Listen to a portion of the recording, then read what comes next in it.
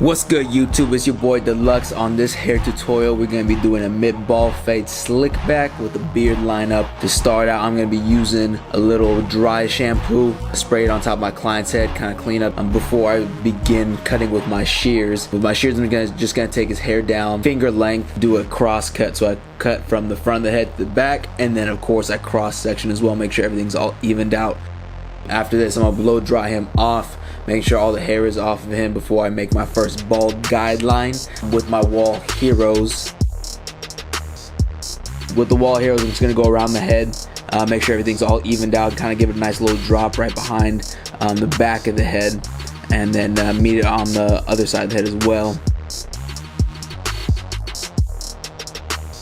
After I get done with this, I actually go ahead and start lining up around the arches, kind of give it a nice little guideline before I go ahead and make my next guideline with my Andis Fade Masters with the purple zero guard all the way closed. I'll go about 3/4 of an inch.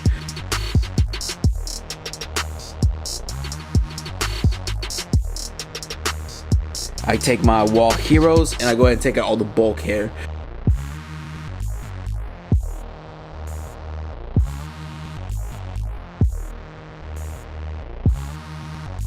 After I get done with this, I'm gonna go ahead and take my Andis balders and go ahead and bald everything up, and then I also leave like a little bit of a sliver of room before that first guideline, just to make sure I can take out that little bit of stubble hair to match with kind of fade in with the baldness with the Andis shavers going down. Now I'm just taking my wall heroes and I'm just gonna make sure all that hair that I left, the little stubble hair, is all evened up, make sure it's all nice and smooth for me to go ahead and blend in easily. After that, I go ahead and take the Andis Masters close and I start by making my first notch.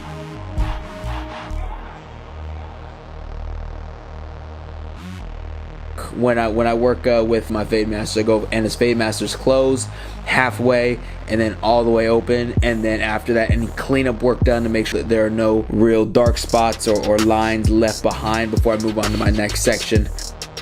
I mean, I do go from one side of the head to the other, so I get done with like the left side or the right side first, then I switch over to the next side after that.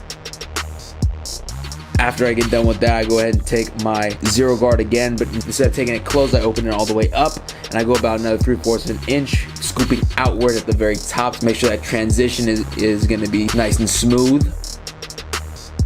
After that, I go ahead and take my Andis Profoils and kind of just flick out that very bottom of the line. When you go from Andis Fade Masters open to zero guard close, there is usually a light line that is left behind. I don't know why the Andis Fade Masters always kind of do that with going from no guard to a guard. That's just a good way that I use to get out that little bit of a line. After that, of course, I just go what I did before. I repeat the steps I did before with the guard closed, halfway open, and then working my way through it again, making sure there is no lines or dark spots left behind before I move on.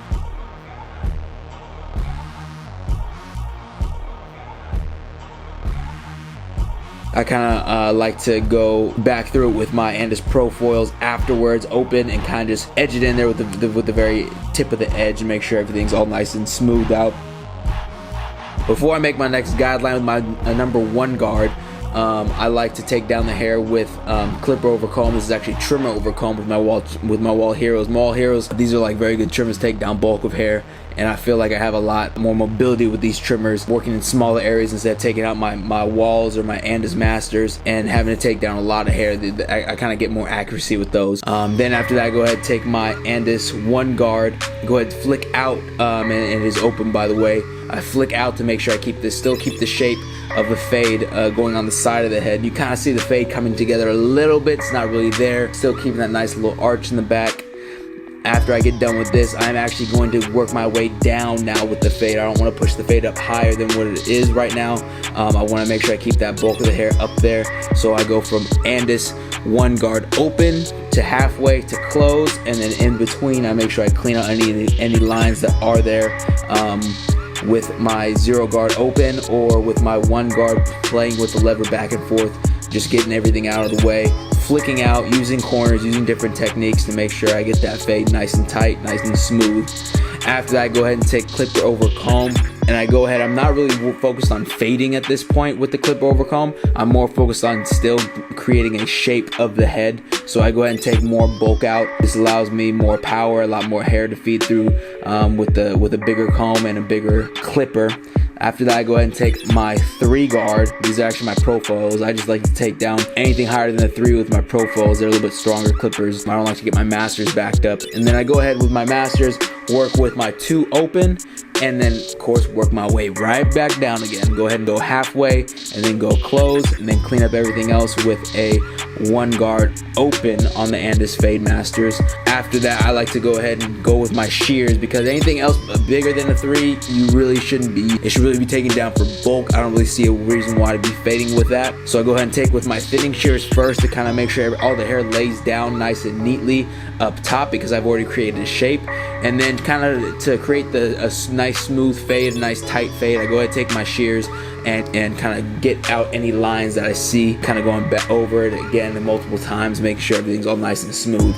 After that, I go ahead and go tapering out the beard. I start with the Andis Masters close, work my way halfway and open, probably work my way down about 3/4 of an inch. And then I work my way from the bottom of the ear with my 1 guard open, kind of scooping in to kind of make a natural fade, and working my way close with that, and then going with my Andis purple guard 0 guard open and working my way close to that. After that, I go ahead and take my wall heroes. I just like to take these because these give me a lot of mobility around the beard to kind of keep that beard natural. My client likes a nice big beard. He's growing it out, so I'm just gonna go under the neck. I start from the center of the neck, move to the sides. I take down the mustache going with the grain just to make sure I don't take that mustache down too short and to still keep it dark. I work my way from the corner of the side of the mouth into the center of the lip, upper lip, when I'm lining it up on the inside. Make sure to take down all those hairs around the mouth, because with big beards like this, clients don't like to have all those hairs kind of sticking out. They kind of get in the way when they're eating food or anything like that. Next, I'm just going to go ahead and take my trimmers and go ahead and start from the corner of the mouth and work my way up the arch. I like going this way because I get to see my hands not in the way of what I'm gonna be cutting. If I was to go from the top of the arch all the way down to the mouth, my hand will be blocking what I was gonna be seeing. So next, I'm just gonna take down the hair with my Andis Fade Masters, then I'm gonna have a 1 guard open going with the grain, kind of taking down those little baby hairs that are sticking out from the hairline. This is just gonna make it a little bit easier on me to line up the hair.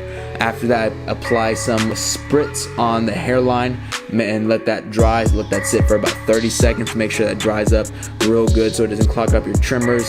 This just holds the hair in place and makes a real sharp line. The next part's pretty self-explanatory. I'm just gonna comb out the line and make sure everything's all straight. Start from the center of the forehead and work my way to the sides, work my way to the corners, keeping it all natural, not pushing anything back, but still keeping a nice sharp line, the sharpest possible, but as natural as. After that, I go ahead and apply my hair fibers. I use dark brown on my client. This just fits his hair color. I use the enhanced card as well to kind of block up everything, make sure the hair fibers kind of go where I want them to. There will be excess that is sprayed on, so I use my trimmers to go ahead and go at it and make that line super sharp again. Afterwards, I just go ahead and take my straight razor and go ahead and just take down all the little hairs, make sure that line is super sharp. Like I said, my client didn't have too many hairs on his beard since he was taking care of it himself, so I just had a few hairs to line up on the beard to make it super sharp. We kind of just went over that line on both sides. Go ahead and clean up behind the neck, under the neck, make sure all the hairs are taken down nice and short so everything pops. Clean up your client with aftershave, apply any oil sheen or products as desired, and there you go. Now, easier said than done, yes, to create this, but if you follow these steps, kind of perfect your fade, make sure that all your lines are taken out before you move on to your next step, you will be able to perfect your fade and be able to get straight, good, nice and straight lines and have a nice looking fade like that. Now, if you do like this video, enjoy it. Did I go too fast? Any comments, suggestions, please leave that in the comment section. I will be coming out with more hair tutorials. Please let me know if you want to see what type of haircuts you want to see in terms of a hair tutorial, what you don't want to see, what you like, what you didn't like about this video. And once again, as always, I appreciate you guys for watching my videos and watching my content. Can't wait to show you guys what else I have in store. Thank you.